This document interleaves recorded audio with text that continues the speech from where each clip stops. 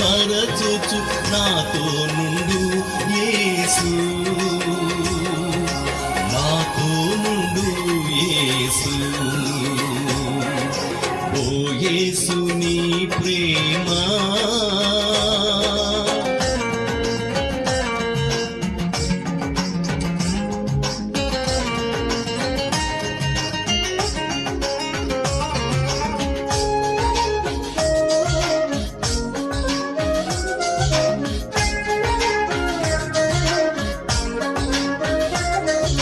దేవుని గృహములో సదా స్తుతించెదను,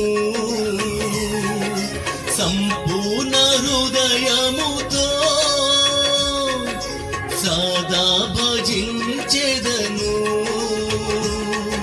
స్తుతి ప్రశంసలకు యోగ్యుడేసు, హల్లెలూయా ఆమేన్.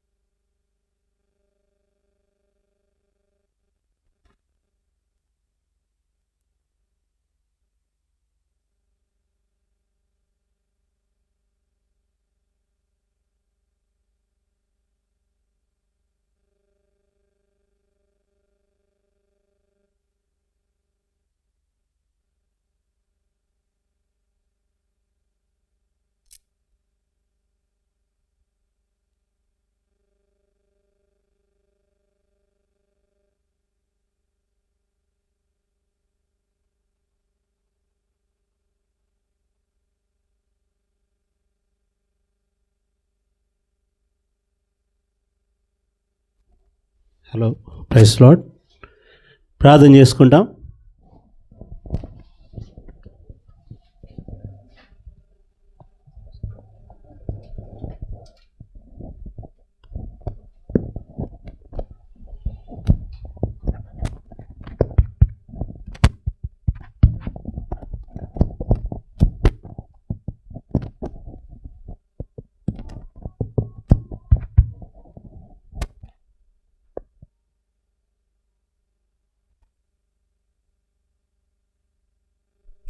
Price lord.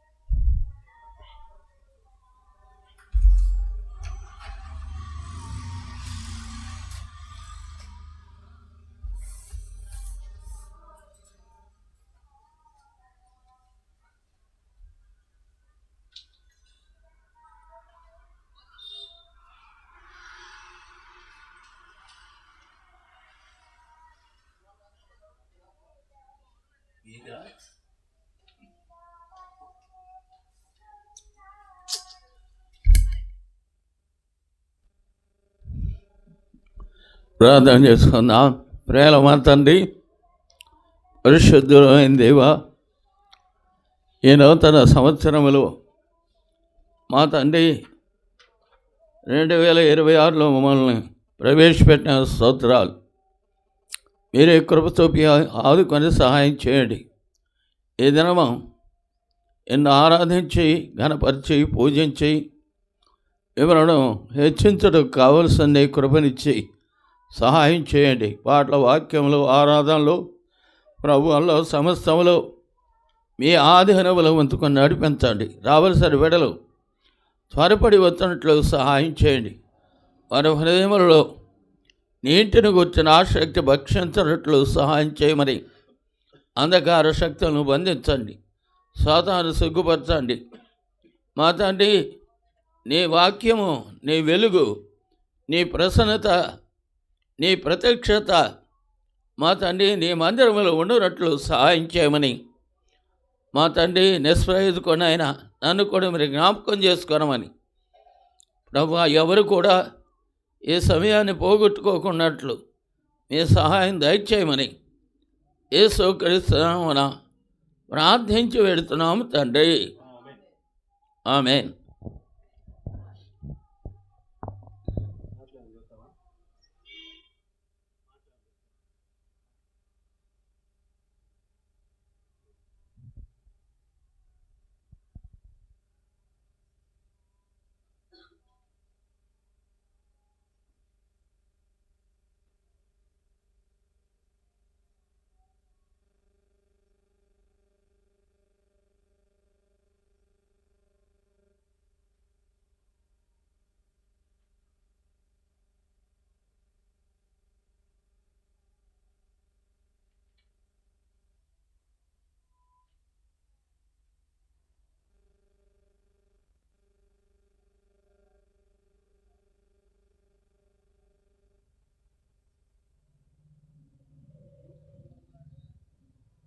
పాట సంఖ్య 152. పాట 150 మరి ఒకటిలో 152 పాట. నీ జల్దరు వృక్షపు నీడలలోనే పాటను పాడు.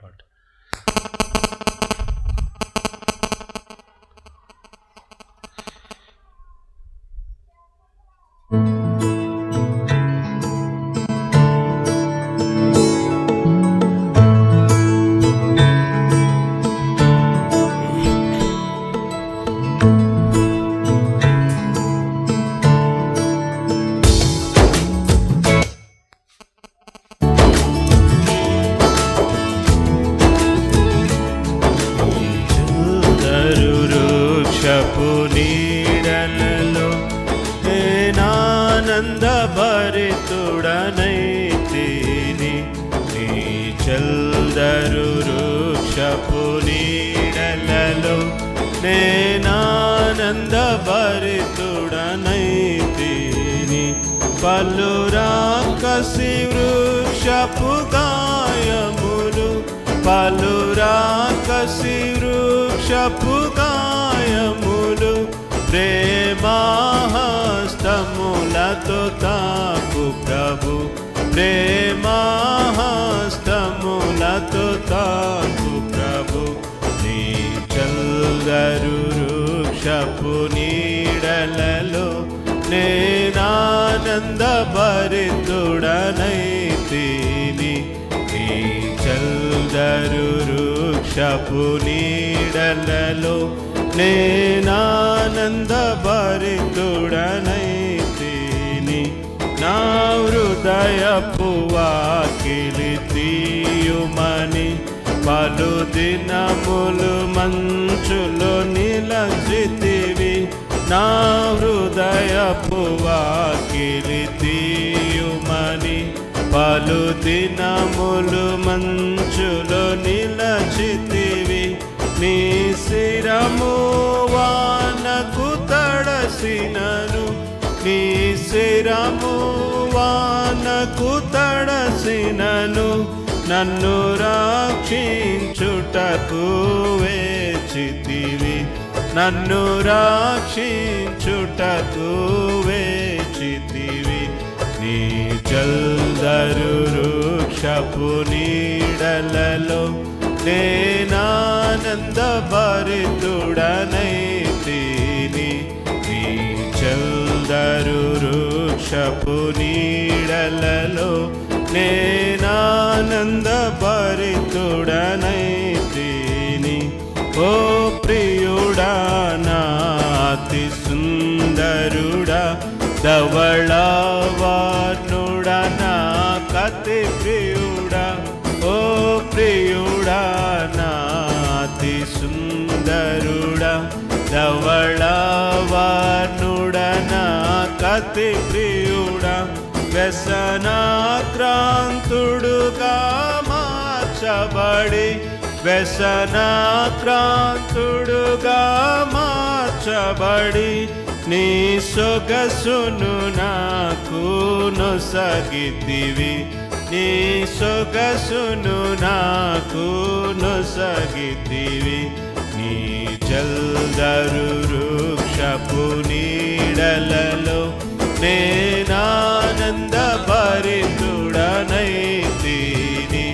నీ చల్దరు వృక్షపు నీడలలో నేనానంద భరితుడనైతిని. నీ పరిమళ పుష్ప సుగంధములు నారోత హృదయమును నీ పరిమళ పుష్ప సుగంధములు నారోత హృదయమును నింపినవి. ద్రాక్షారసదారల కర్ణమరి, ద్రాక్షారసదారల కర్ణమరి. నీ ప్రేమే ఎంతో అతి మధురం. నీ ప్రేమే ఎంతో అతి మధురం. నీ చల్దరు వృక్షపు నీడలలో నేనానంద భరితుడనైతిని. నీ చల్దరు వృక్షపు నీడలలో భరితుడనైతిని.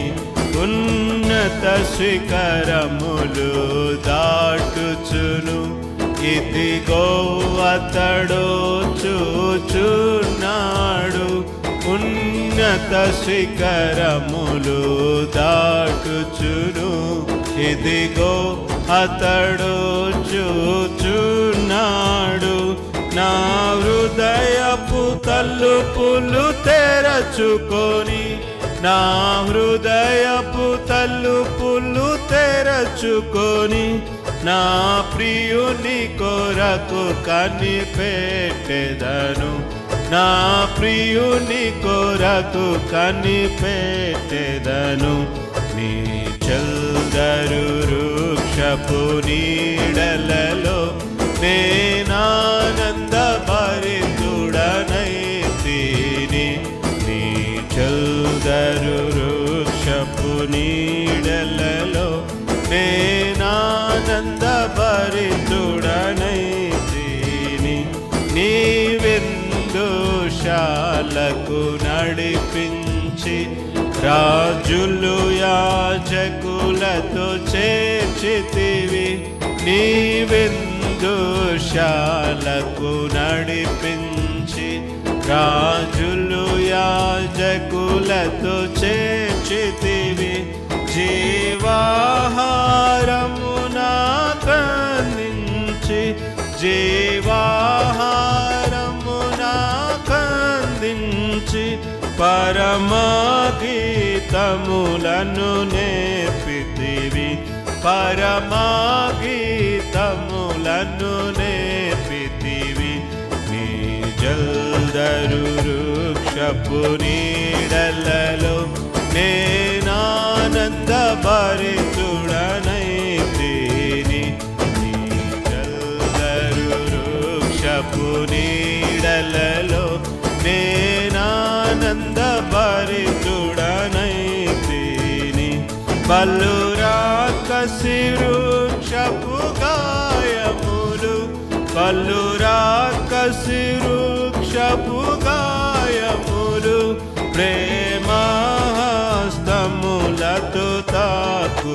ప్రభు, ప్రేమహస్తములతో తాకు ప్రభు. నీ జల్దరు వృక్షపు నీడలలో నేనానంద పరితుడనైతిని. నీ జల్దరు వృక్షపు నీడలలో నేనానంద పరితుడనైతిని.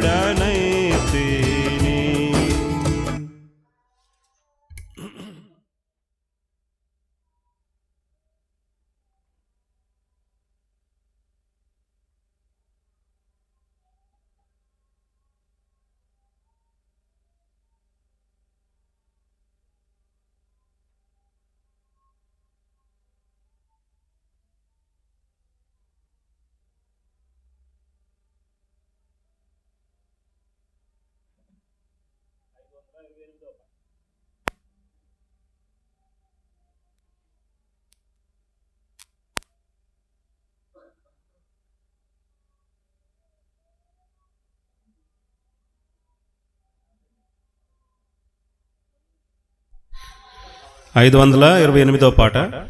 ఆనందం ప్రభువే మనకు ఆనందం, మన యందు నిలిచి ఉండును పరలోకపు ఆనందం.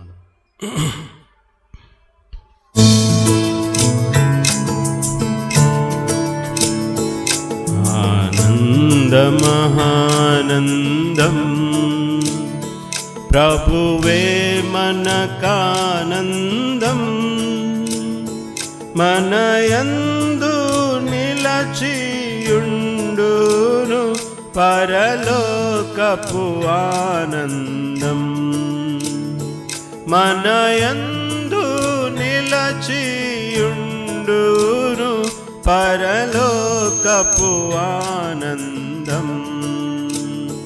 దూతలు తెచ్చిరి శుభవార్త, ఎంతో గొప్ప ఆనందము. దూతలు తెచ్చిరి శుభవార్త, ఎంతో గొప్ప ఆనందము. కుమారించును మదిలో పరము నుండి పాపి నలిగినప్పుడే. కుమారించును మదిలో పరము నుండి పాపి నలిగినప్పుడే.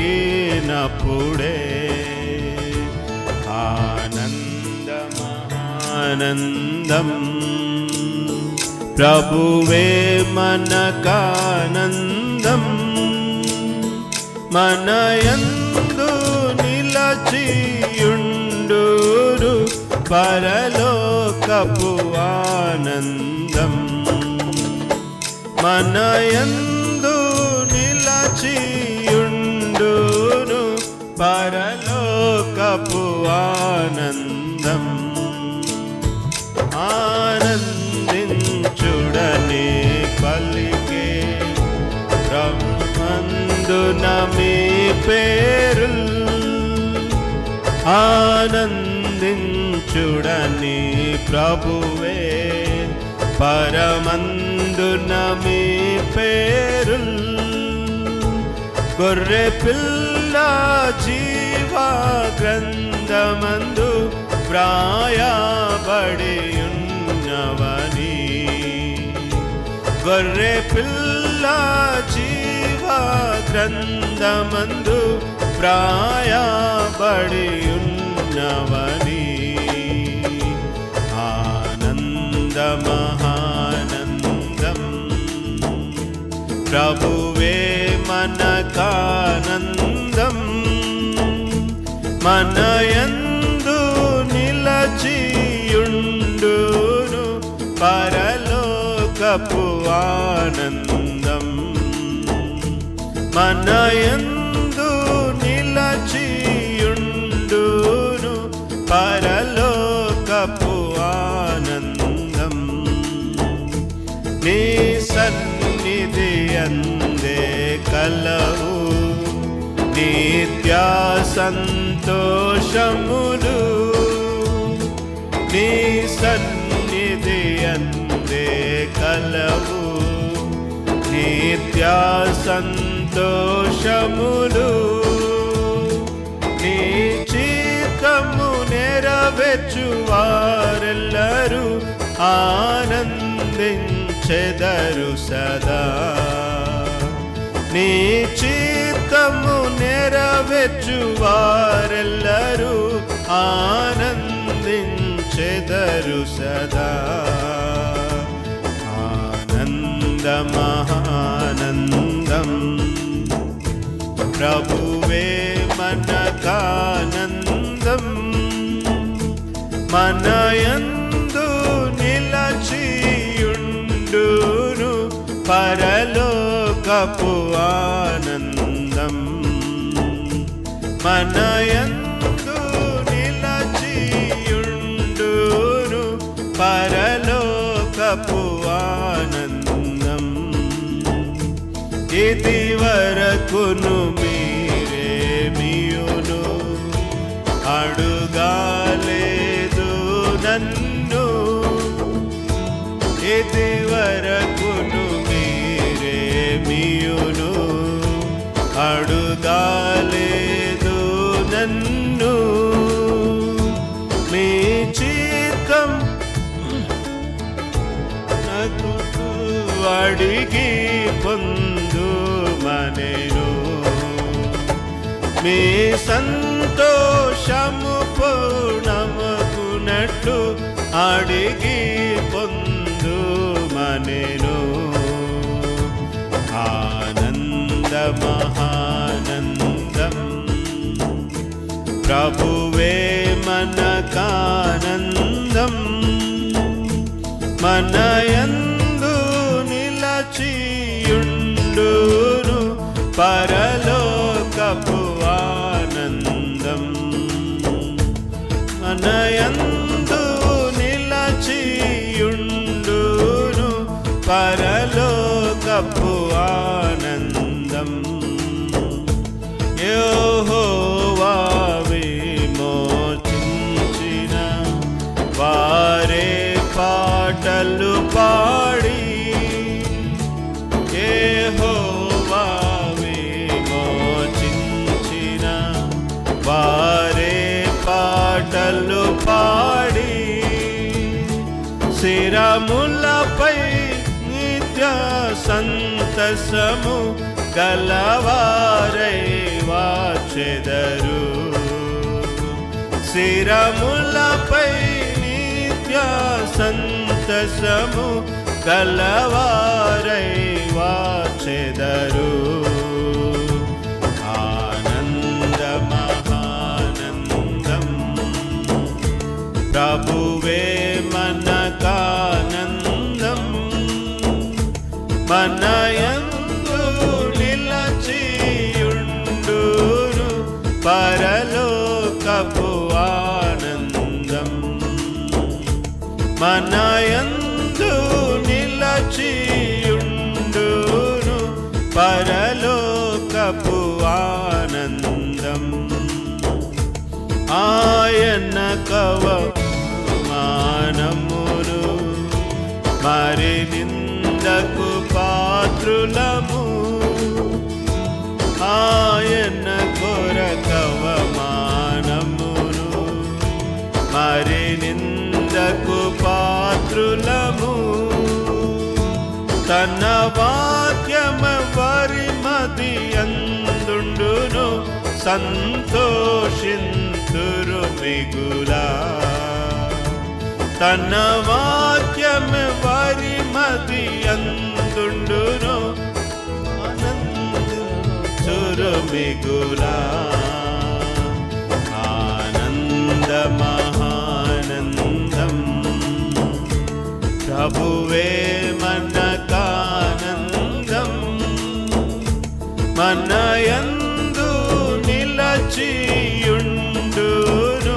పరలోకపు ఆనందం. మనయందు నిలచియుండును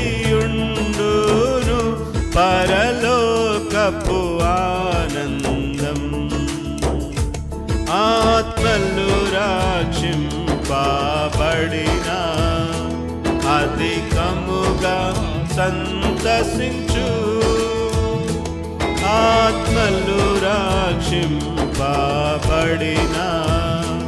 అధికముగా సంతసించు సర్వకాలము సంతోషము కలిగి హల్లెలూయా పాడెదరు సర్వకాలము సంతోషము కలిగి హల్లెలూయా పాడెదరు ఆనందమహానందం ప్రభువే మనకానందం మనయందు నిలచియుండును పరలోకపు ఆనందం మనయందు నిలచియుండును పరలోకపు ఆనందం ఆనందమహానందం ప్రభువే మనకానందం మనయందు నిలచియుండును పరలోకపు ఆనందం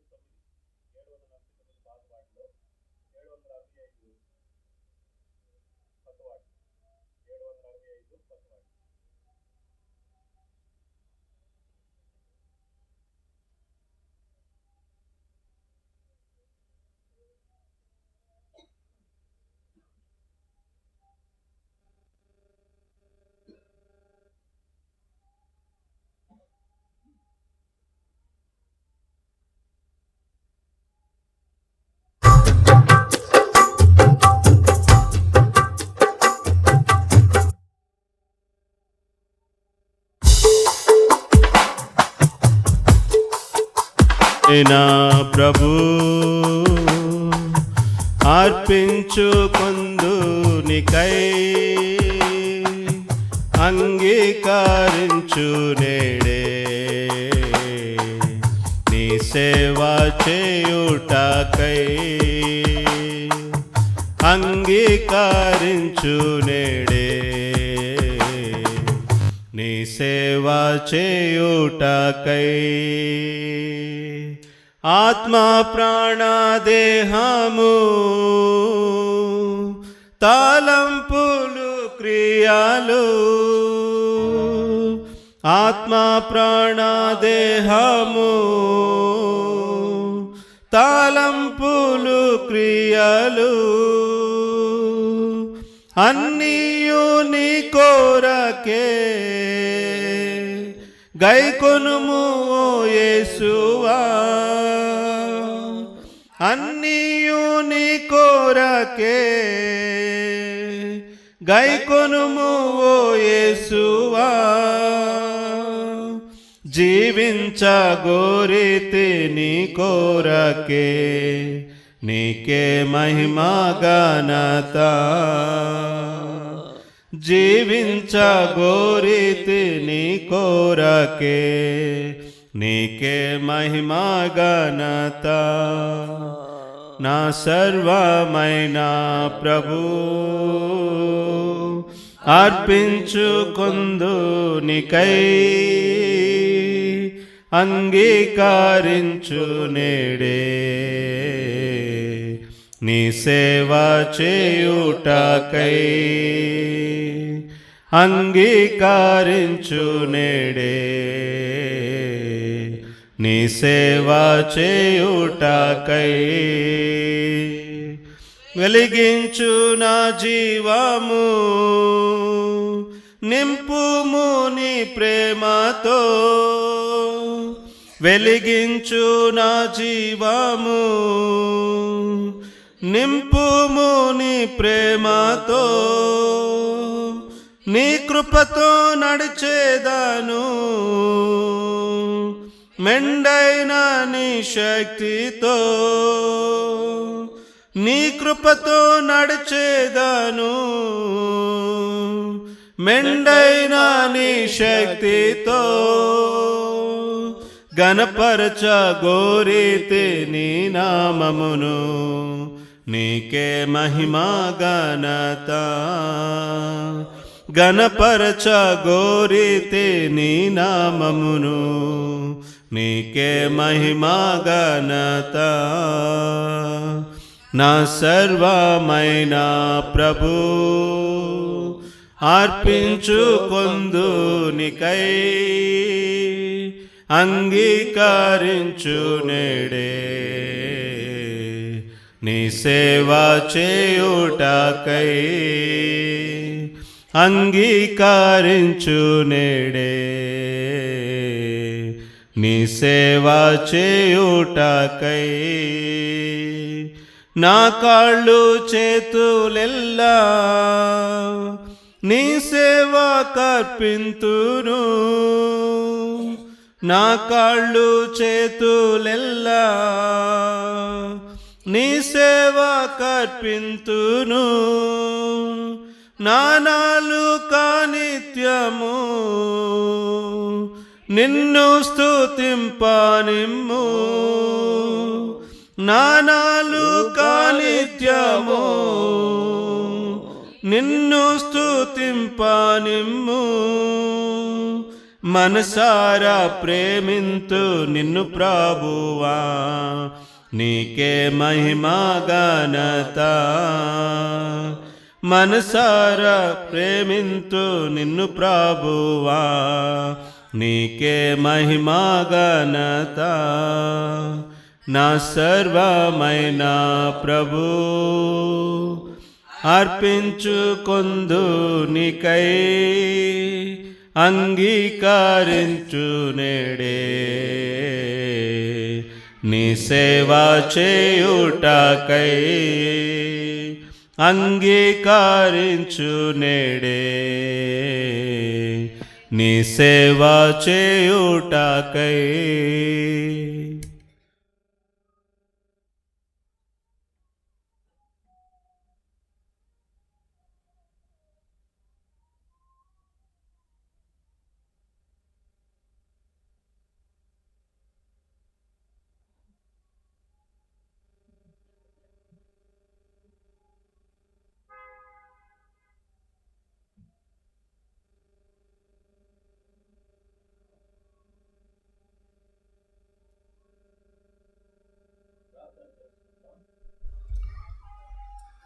ప్రేమ మా తండ్రి, పరిశుద్ధుడు అయిన దేవా, ఈ ప్రభు దినములో ఈ సారథ్యంలో మాకు అనుగ్రహించిన ఈ మంచి తరుణాన్ని బట్టి స్తోత్రాలు.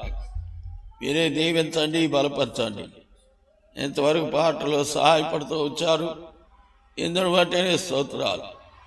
ఈ వాక్యంలో ఉన్న మరుగైన సంగతులను మీరు మాకు బయలుపరిచి సహాయం చేయమని యేసునామమున ప్రార్థించి వేడుతున్నాం తండ్రి, ఆమేన్.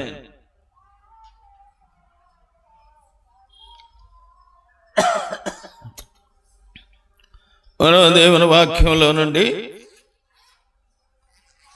ఓ లేఖన భాగాన్ని చదువుకుందాం. కీర్తనల గ్రంథం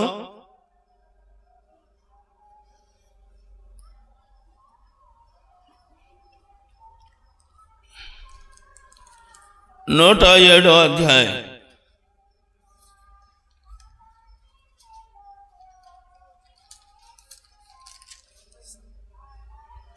కీర్తనలో 107వ అధ్యాయము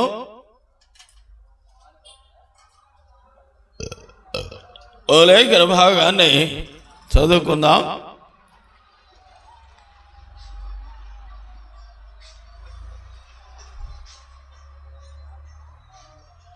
ఎనిమిదవ వచనాన్ని అందరము కలిసి చదువుకుందాం. ఏలయనగా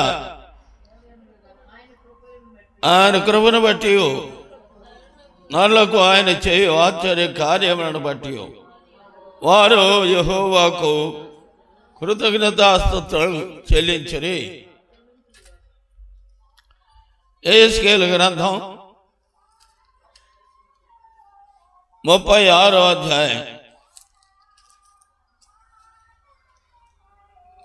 యెహెజ్కేలు గ్రంథం 36వ అధ్యాయము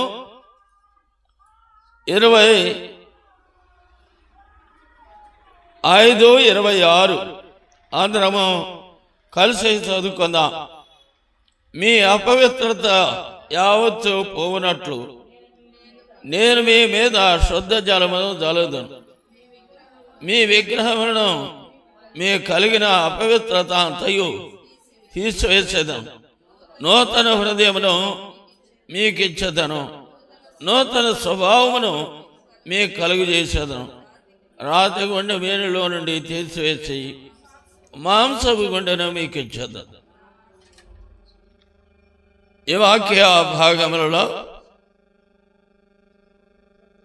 దేవుడు మనకు అనుగ్రహించిన కొన్ని మాటలు మనం గమనించాలని ప్రభు యొక్క ఉద్దేశంగా ఉంది. ఈ కీర్తన గ్రంథంలో మానవుని ఎడల చేసిన కార్యములన్నిటికీ మనం ఏం చేయాలంట? ప్రభువును స్తుతించాలి, ప్రభువును గణపరచాలి. ఎందుకు? దేవుడు ఏమి ఇచ్చాడు? యెహెజ్కేలు గ్రంథంలో ఈ మాట మనకి చక్కగా గమనించవచ్చు. 36వ అధ్యాయం 26వ వచనం.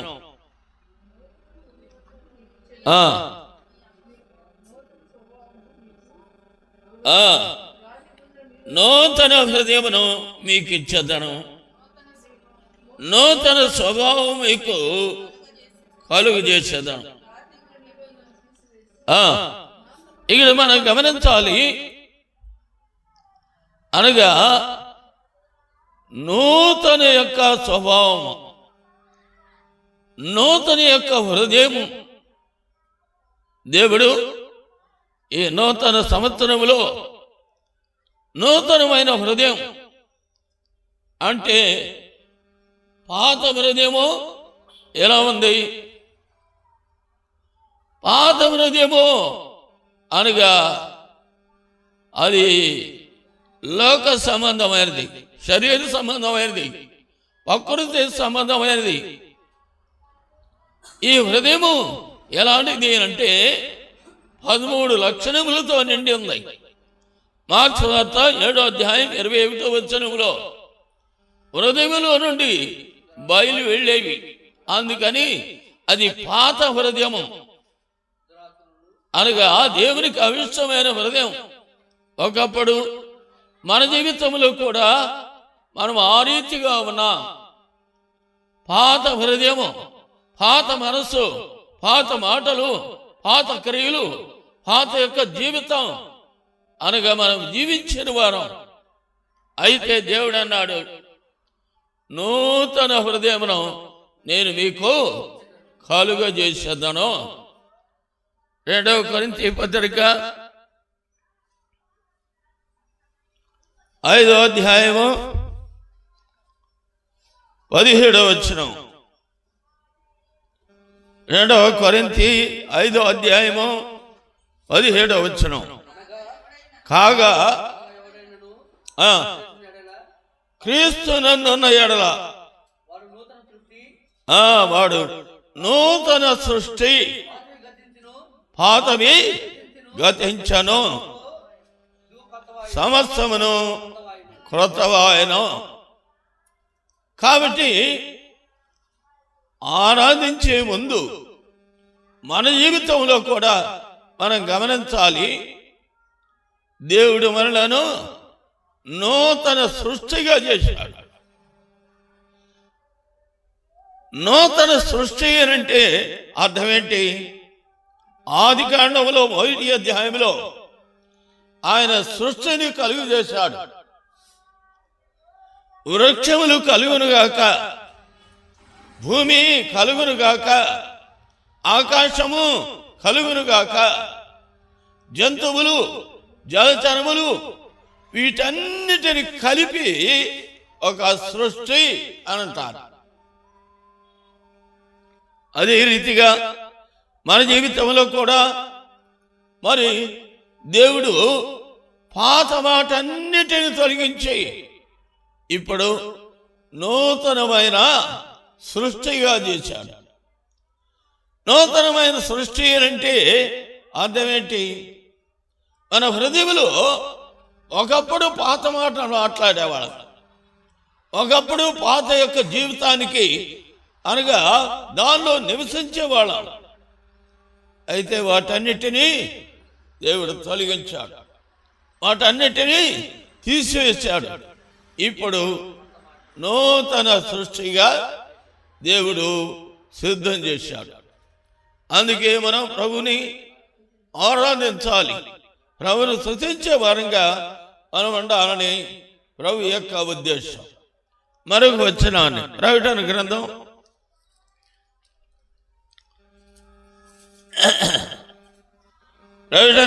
3వ అధ్యాయం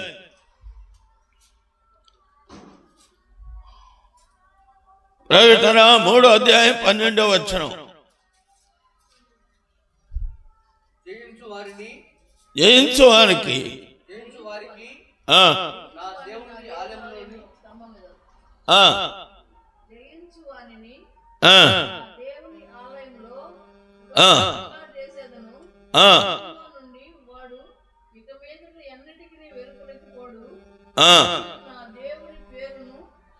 నా దేవుని పేరును ఇక్కడ మనం గమనించాలి. ఏం పేరు అనగా కొత్త పేరు. అంటే ఇంతకు ముందు పేరు అది అనగా వేరే గ్రంథములో వ్రాయబడింది మన పేరు. జీవ గ్రంథమును వేరొక గ్రంథమును. కాబట్టి ఆ గ్రంథములో ఉన్న వారు ఏమైపోతారు? నిత్యమైన తీర్పుకు వెళ్ళాలి. కానీ ఆ తీర్పులోనికి వెళ్ళటం దేవునికి ఎంత మాత్రమైన ఇష్టం లేదు. ఇప్పుడు మనల్ని మన పేరు జీవ గ్రంథంలో రాశాడు. అందుకే మనం ప్రభుని ఆరాధించే వారంగా మనం ఉండాలని ప్రభు యొక్క ఉద్దేశం. జకర్యా గ్రంథంలో ఒక మాట వ్రాయబడింది. జకర్యా గ్రంథం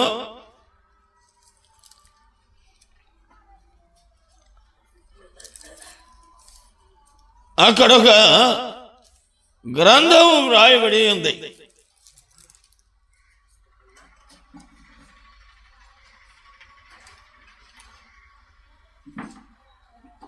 చూడండి ఆ మాట.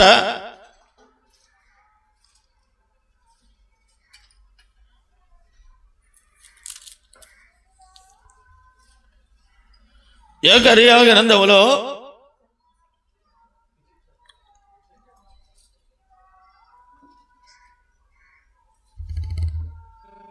ఒక ప్రక్కన వ్రాయబడిన 5వ అధ్యాయం. జకర్యా గ్రంథం 5వ అధ్యాయం. నేను మరలా తేరి చూడగా ఎగిరిపో పుస్తకం ఒకటి నాకు కనబడెను.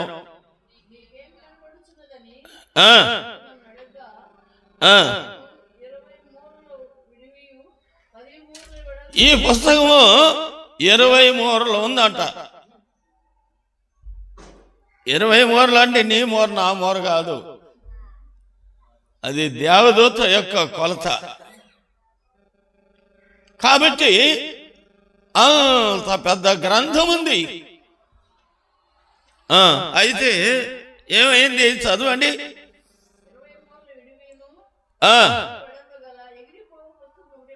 కాబట్టి ఆ గ్రంథంలో వ్రాయబడుతున్నాయి. ఒక మాట ఏమనుంది, యెహోవా యందు భయభక్తులు కలిగిన వారు ఒకరితో ఒకరు మాట్లాడుకొనుచుండగా యెహోవా సముఖమందు ఒక గ్రంథం రాయబడి అని. అంటే అర్థం ఏంటి? మనం ఎక్కడున్నా సరే, మనం ఏ స్థితిలో ఉన్నా సరే, అనగా మనం ఏం మాట్లాడుతున్నామో, ఏం తలస్తున్నామో అది ఆయన గ్రంథంలో వ్రాయబడుతుంది.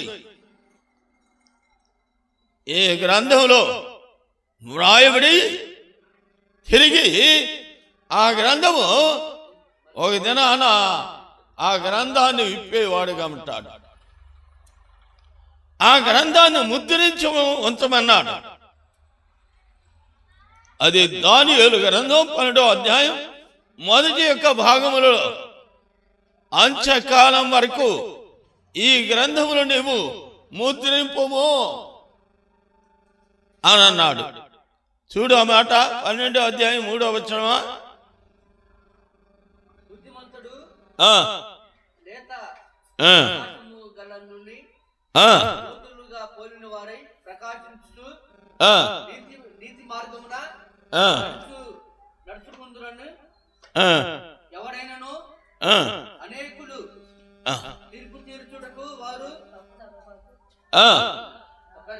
ఆ గ్రంథములో వ్రాయబడి ఉంది. ఈ గ్రంథమును అనగా ముద్ర వేయము అన్నాడు.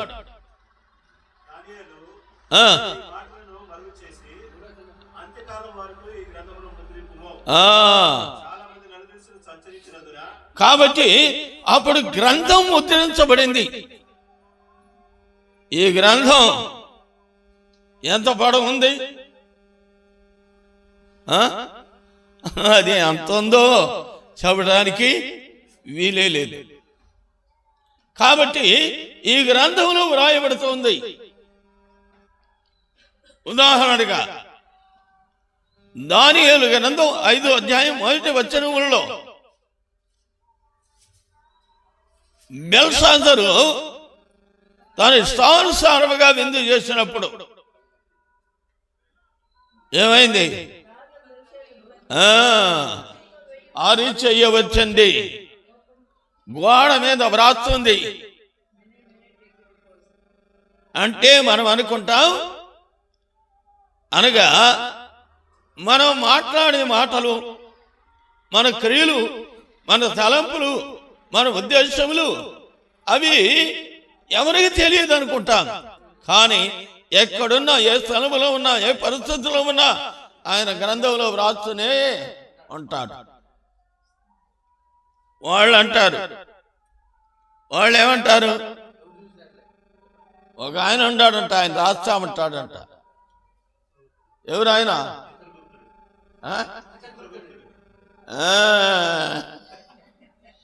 కాబట్టి ఇక్కడ మనం చూస్తే ఎక్కడైతే దేవదూతలు ఆ గ్రంథంలో వ్రాయిస్తూ ఉంటున్నారు, అందుకని ఇక్కడ నా దేవుని క్రొత్త పేరు అనగా మన పేరుని జీవ గ్రంథంలో వ్రాసాడు. అందుకు మనం ప్రభుని ఆరాధించాలి. మరొక వచనం ప్రకటన గ్రంథం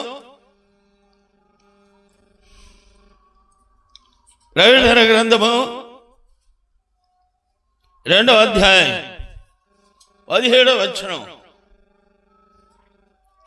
ప్రకటన 2వ అధ్యాయము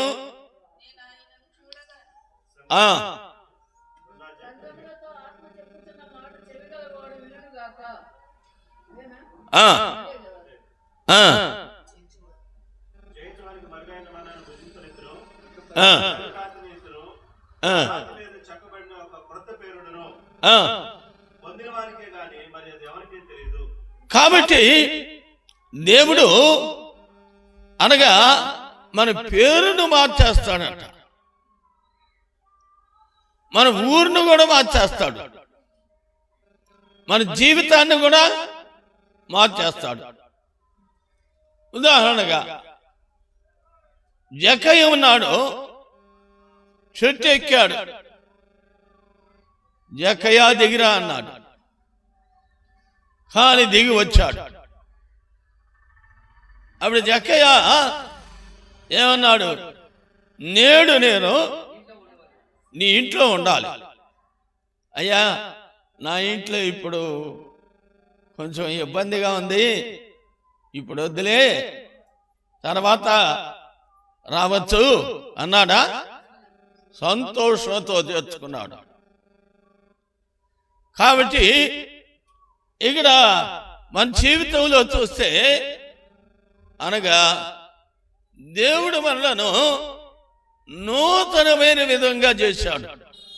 అందుకే మనం ప్రభుని ఆరాధించాలి. మరొక వచనం చూడండి, ఇక్కడ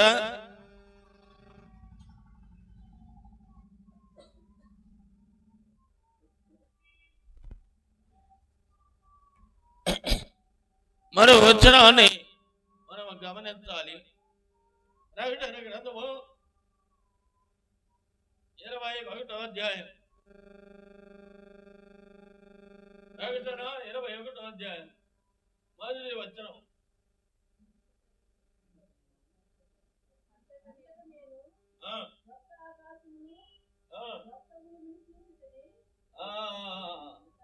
దేవుడు మన కొరకు ఏం సిద్ధం చేస్తున్నాడంట?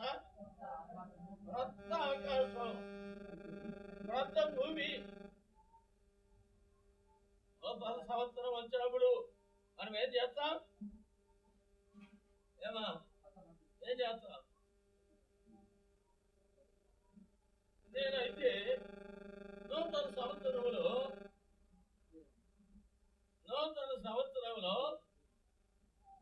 మరి వేరే స్థలంలో ఉన్నా,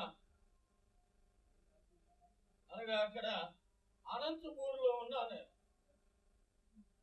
సరే, ఇక మనం చూస్తే ఈ నూతన సంవత్సరం ఎలా ఉంది అనగా, నూతన సంవత్సరంలో శ్వాస వస్తుంటే ఏమొస్తుందో తెలుసా? గమగమ వాసన వస్తుంది. ఏంటి అంటే అన్ని నూతన వస్త్రాలే. చూసావా? కాబట్టి మన జీవితంలో కూడా ప్రభుత్వే ఆ యొక్క గొప్ప ఆధిక్యత. ఇక్కడ ఏమన్నాడు? కొత్త ఆకాశం ఇవ్వబోతున్నాడు. ఈ మాటను మనము గమనించాలి. మరలా చదవండి ఆ మాట. 21వ అధ్యాయము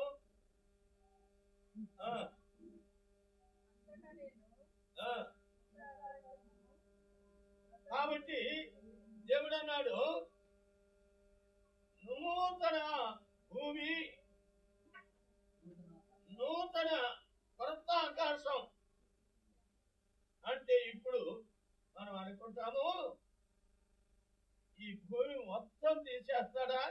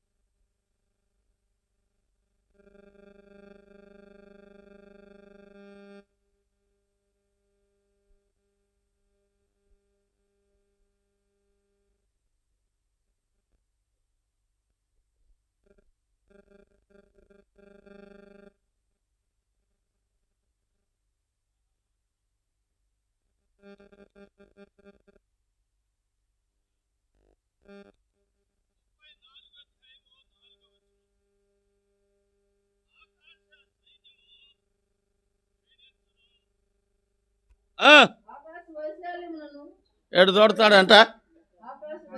మనం ఆ పేపర్ చుట్టి అనగా చేతులు పెట్టుకున్నట్టు ఉంటుంది. కాబట్టి దేవుడు ఎంత శక్తిమంతుడు అనేది ఇప్పుడు మనకు అర్థమవుతుంది. ఆయన ఏదైనా చేయగలడు, ఏ విధంగానైనా మార్చగలడు. కాబట్టి దేవుని బిడ్డలమైన మన జీవితంలో ఇక్కడ క్రొత్త ఆకాశము, క్రొత్త భూమి, ప్రకటన 21వ అధ్యాయం 1వ వచనములో ఇప్పుడు మరలా చదవండి. ప్రకటన 21వ అధ్యాయము.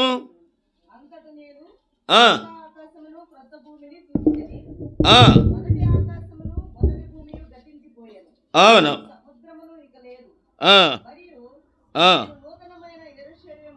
ఇక్కడ మనం గమనించాలి, నూతనమైన యెరూషలేము.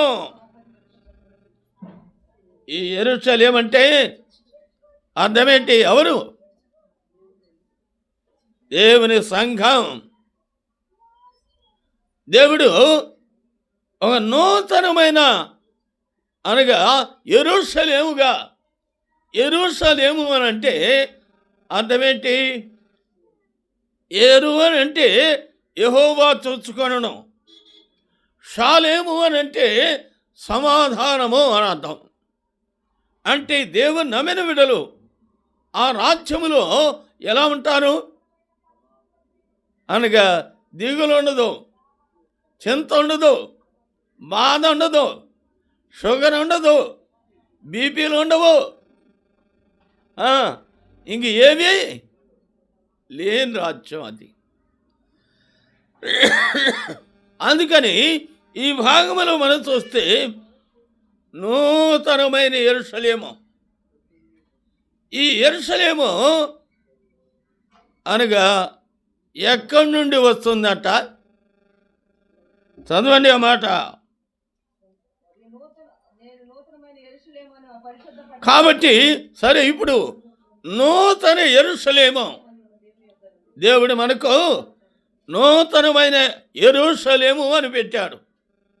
అంటే ఇక అక్కడ మనకి నెమ్మదిగా ఉంటారు.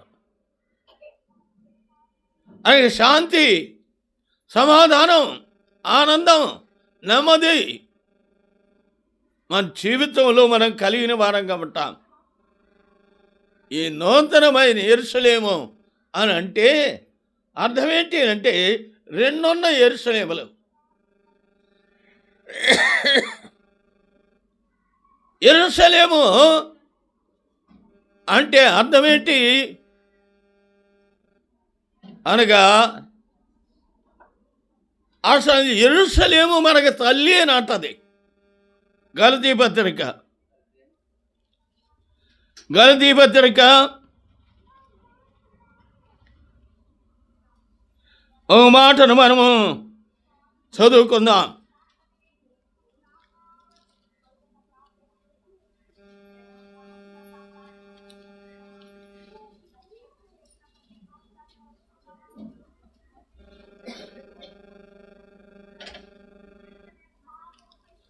గలతీ పత్రిక 3వ అధ్యాయం 3వ అధ్యాయము క్షమించండి 4వ అధ్యాయం 24వ వచనం. ఈ సంగతులు అలంకార రూపముగా చెప్పబడి ఉన్నవి. ఈ స్త్రీలు 2 నిబంధనలు అయి ఉన్నారు.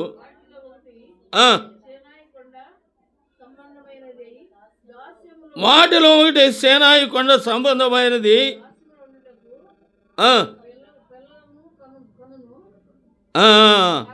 ఇక్కడ అంటాడు సేనాయి సంబంధమైనది అంటే ఇది అరేబియా దేశంలోది. అక్కడే ఉంది చూడండి ఆ మాట. కాబట్టి ఆగరు యొక్క సంతానము. మనం ఇప్పుడు అంటాం అరేబియా దేశం యొక్క కంట్రీస్ అంతా ఏంటి? అరబ్బులు. ఇది ఆగరు యొక్క సంతానము. మరి యేసేపు యొక్క సంతానం ఏంటి? ఎవరు వాళ్ళు?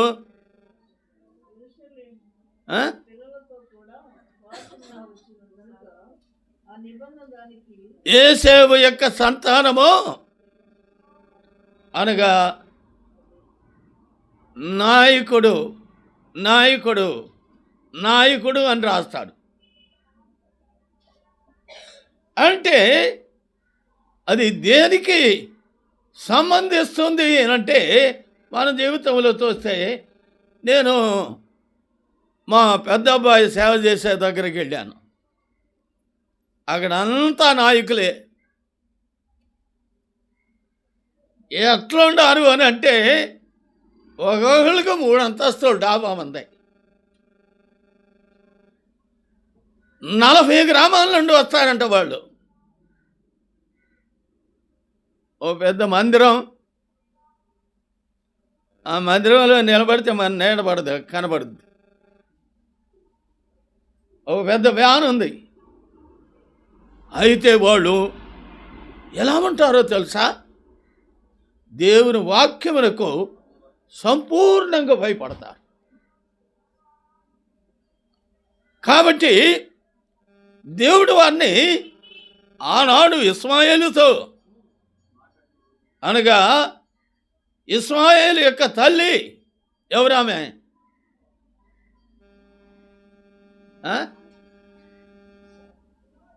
ఇస్మాయేల్ తల్లి.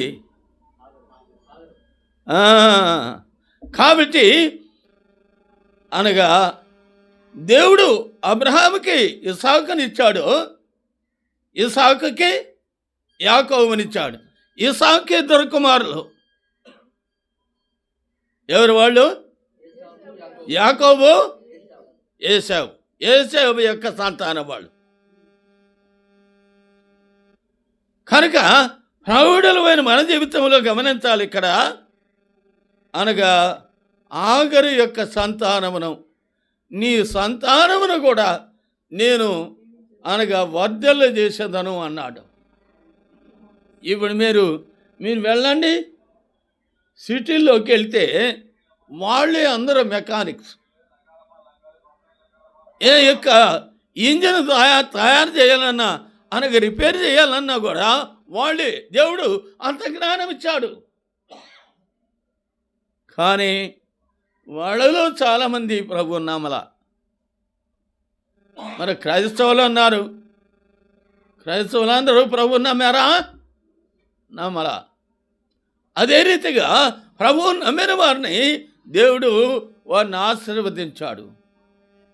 అందుకని ఇక్కడ ఒక మాట మనం చెప్పి అనగా జ్ఞాపకం చేసుకోవాలి. గలతీ పత్రిక 4వ అధ్యాయంలో ఈ ఆగరు అన్నది 25వ వచనం, 4:25వ వచనం. అరేబియా దేశంలో ఉన్న సీనాయి కొండయే ప్రస్తుతము యెరూషలేము దాని పిల్లలతో కూడా దాస్యమందున్నది గనుక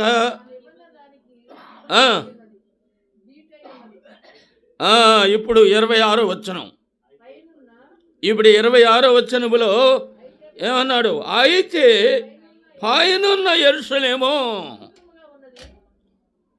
అనగా అది స్వతంత్రంగా ఉంది. అది మనకి తల్లి. ఏమండి, ఒక ఆయన అంటాడు, ఈ రూపాయి మారిస్తే చిల్లర వచ్చిందండి అని అంటున్నాడు. ఏందంటే అనగా ఆనాటి కాలములలో లూథర్ గారు దేవుని వాక్యాన్ని తీసుకొస్తే ఆయన తండ్రి ఆన్స్ లూథర్. సరే, ఇప్పుడు ఆయన అన్నాడు, ఆ లూథర్ సంఘములో ఓ పాస్టర్ గారు అన్నాడు, ఇవన్నీ చిల్లర సంఘాలండి అన్నాడు. రూపాయి మార్చిన సంఘాలంట. ఏమండి, ఆ తర్వాత ఇంకొక మాట అన్నాడు, తల్లి సంఘం ఇదేనండి అన్నాడు. ఇప్పుడు ఎవరు తల్లి? ఎక్కడ ఎవరు తల్లి? చదవండి ఆ మాట. 26వ వచనములో, అయితే పైనున్న యెరూషలేము స్వతంత్రముగా ఉన్నది.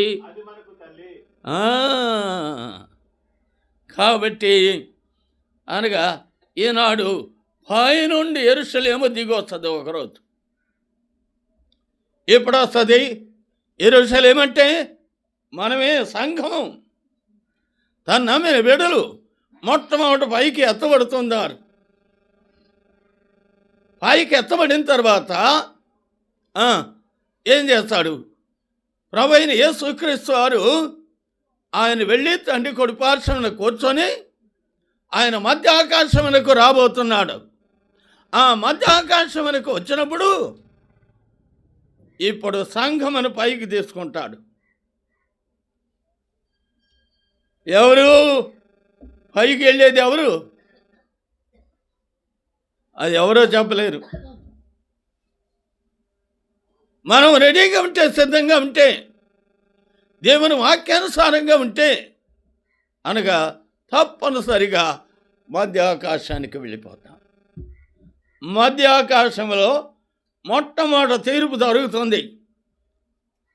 అది 2 కొరింథీ 5వ అధ్యాయం 10వ వచనం ప్రకారంగా, అవి మంచివైనను సరే చెడ్డమైనను సరే దేహంతో జరిగించిన వాటి ఫలం పొందినట్లు మనమందరము క్రీస్తు యొక్క న్యాయపీఠం.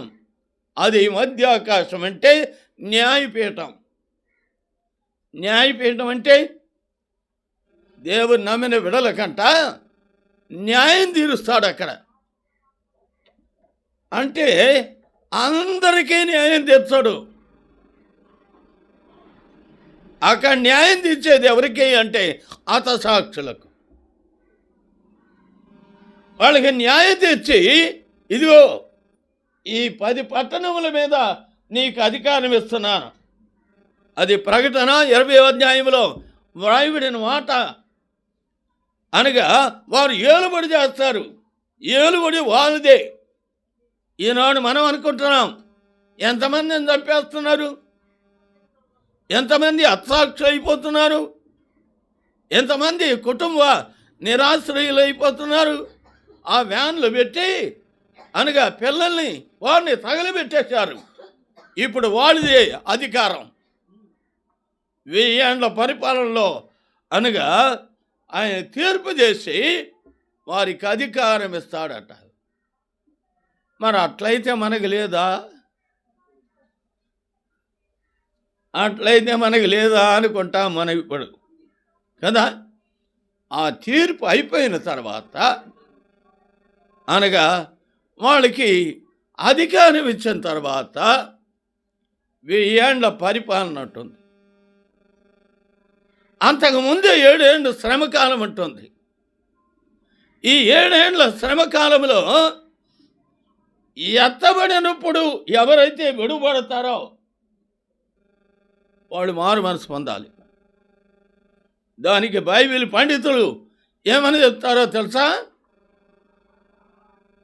మత్తయి సువార్త 25వ అధ్యాయంలో 10 మంది కన్యకలు ఉన్నారు. ఎంతమంది ఎత్తబడ్డారు? 5 ఎత్తబడ్డారు. 5 విడువబడ్డారు. ప్రియులైన ఈ 5 బుద్ధి లేని కన్యకలు ఆవిడ మారు మనసు పొందాలంట. 5 అంటే 5 కాదు, విడువబడిన వాళ్ళందరూ అనగా మారు మనసు పొందాలి. ఆ తర్వాత 2వ పునరుత్థానంలో వీళ్ళు అనగా వారితో కూడా ఏకమై వెళ్ళిపోతారు. సరే, ఇప్పుడు 1000 ఏళ్ల పరిపాలన జరుగుతుంది. అది యెషయా గ్రంథం 11వ అధ్యాయం, యెషయా గ్రంథం 65వ అధ్యాయం. అనగా ఆ పరిపాలన ఎలా ఉంటుంది? నాగుబాము పుట్ట యొద్ద బాలుడు ఆడుకుంటాడంట. ఇప్పుడు పిల్లల్ని మనము ఆడించాల్సిన అవసరం లేదంట. ఆ తర్వాత సింహము ఎద్దు వేసినట్టు గడ్డి మేయును ఉందా 11వ అధ్యాయంలో? చదవండి ఆ మాట. యెషయా గ్రంథం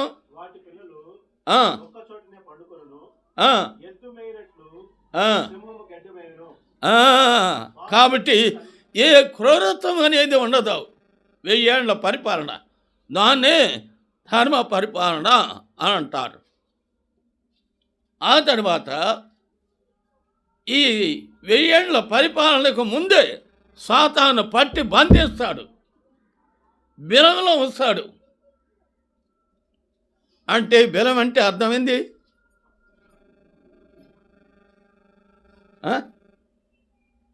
ఏమా?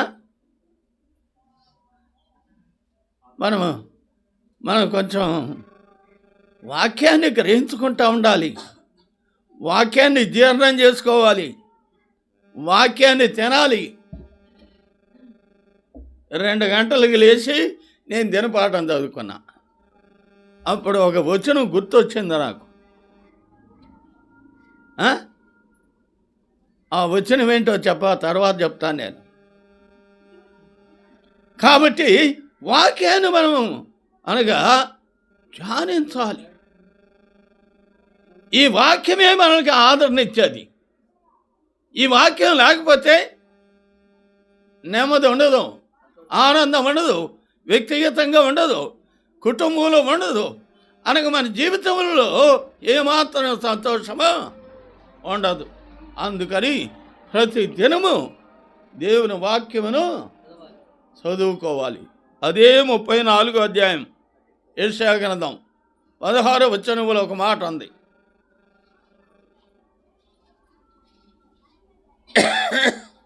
34వ అధ్యాయము 16వ వచనం. యెహోవా గ్రంథమును ఎట్లా చదవాలి?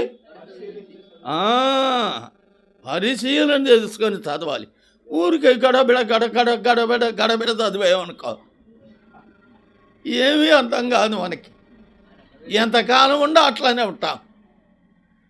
అందుకని దేవుని గ్రంథాన్ని మనం పరిశీలనగా చదువుకోవాలి. భక్సింగ్ గారు తన జీవితంలో చూస్తే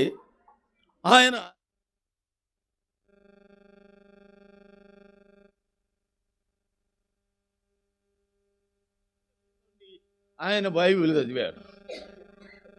మీరు చూస్తే అనగా ఎబ్రోనుకు వస్తే ఆయన గదిలో ఆ దినాల్లో ఆ బండల మీద గుంటలు పడిపోయినాయి అంట. ఏమండి? ఆ బండల మీద గుంటలు పడిపోయినాయి. నిజంగా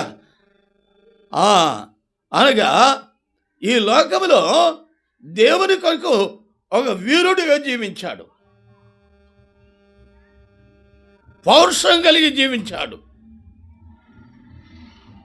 ప్రార్థన మొదలు పెడితే ఏమైపోద్దో అర్థం కాదు, ఎంత టైం పట్టుద్దో అర్థం కాదు.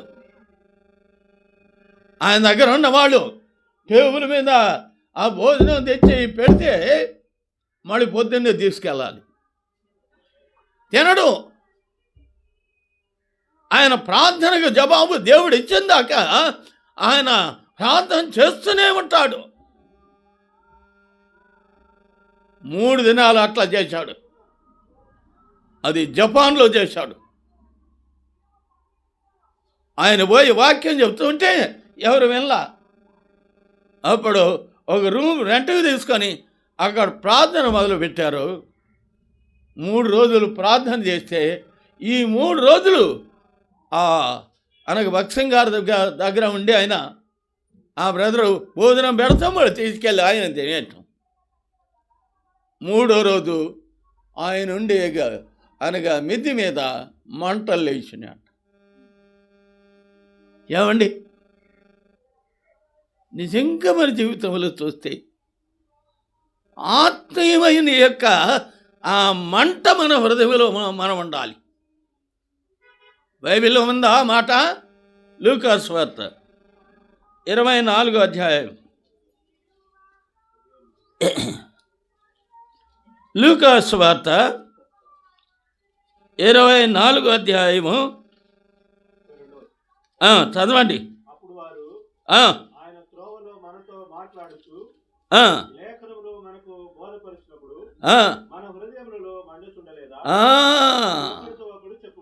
మన హృదయములు మండలేదా?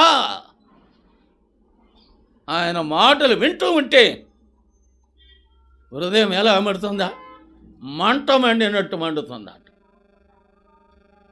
అదే యోహాను సువార్త 5వ అధ్యాయం 35వ వచనములో మనం చూస్తే అతడు మండుచూ ప్రకాశించుచున్న దీపమైనట్టున్నాడు అనగా యోహాను. ప్రియులారా, మన జీవితంలో గమనించాలి. అనగా ఇప్పుడు 1000 ఏండ్ల సంవత్సరం 1000 ఏండ్ల పరిపాలన అయిపోయిన తర్వాత సాతానుని మళ్ళా బిలంలో నుండి వదిలిపెడతాడట. బిలంలో నుండి వదిలిపెట్టిన తర్వాత వాడు అంతవరకు ఊరుకుంటాడా? అప్పుడు మళ్ళా వచ్చి ఈ లోకమంతటిని యాకం చేసుకుంటాడు.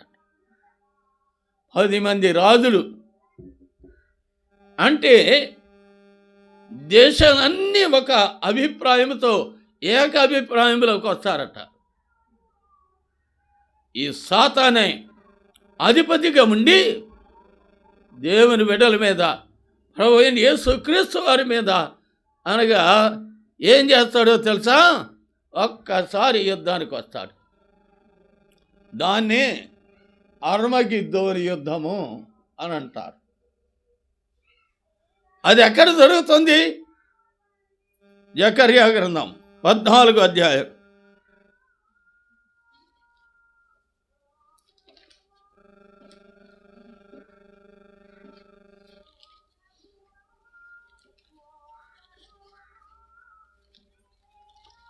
జకర్యా గ్రంథం 14వ అధ్యాయము ఒక మాటను మనము చదువుకుందాం.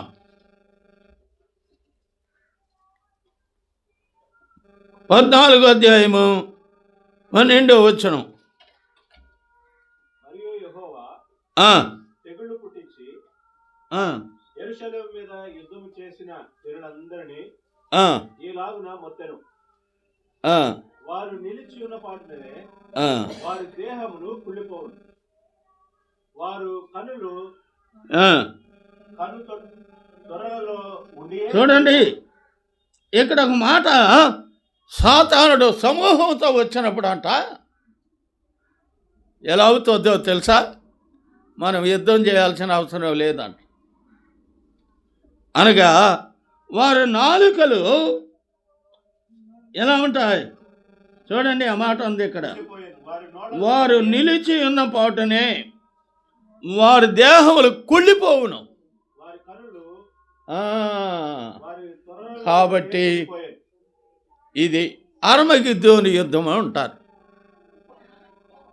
ఈ అర్మగిద్దోని యుద్ధంలో సాతాను ఓడిపోతాడు. దేవుని బిడ్డలకి అనగా విజయం కలుగు చేస్తాడు.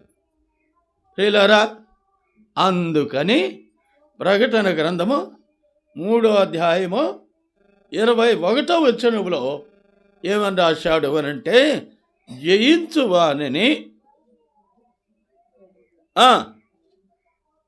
3వ అధ్యాయం 21వ వచనం.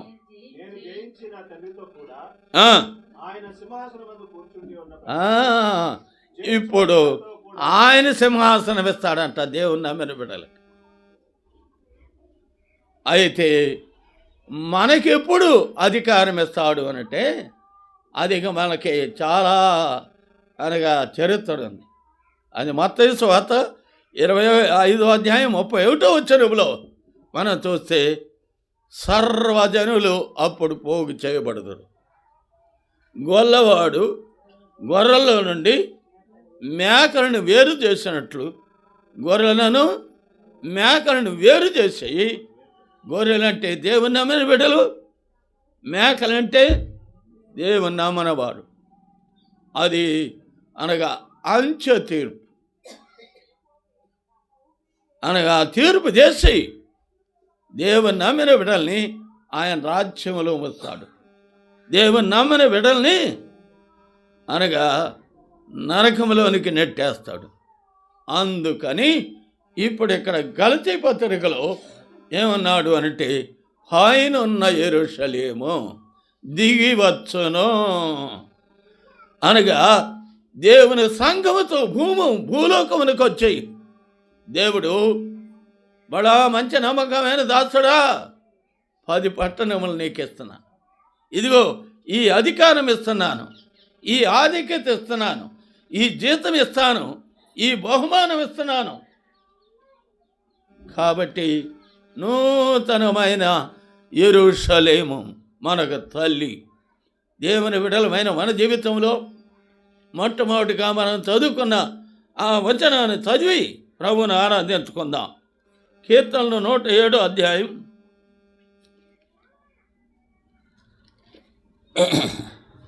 కీర్తనలు 107వ అధ్యాయము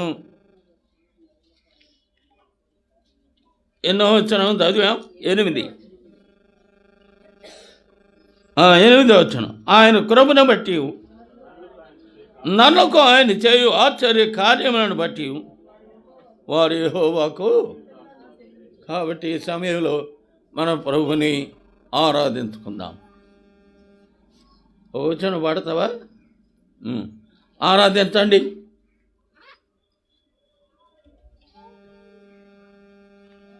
త్వరగా క్లుప్తంగా ఆరాధించండి, త్వరగా ఆరాధించండి, గంభీరంగా ఆరాధించండి. నూతన సంవత్సరములో దేవుడు మనల్ని ప్రవేశపెట్టాడంటే ఎంత ధన్యులమో అది మనం గుర్తించాలి.